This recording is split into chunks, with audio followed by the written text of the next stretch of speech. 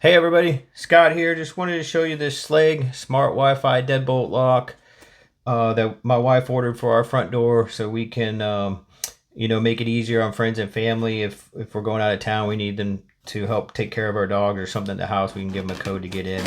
So here is what's in the box. You got your deadbolt right here.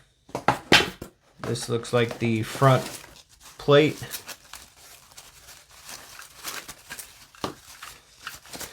There's your keypad right there, your keyhole, and then a wire back here to plug into the back plate. Got a quick start guide right here. This is some of your hardware. You got a key, and then you got some batteries right there. And then this looks like your back plate with the deadbolt lever. And then you got your wires on the back side. This is where your front plate plugs into.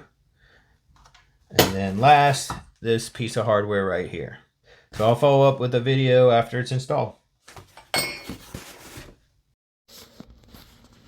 Here's the lock installed.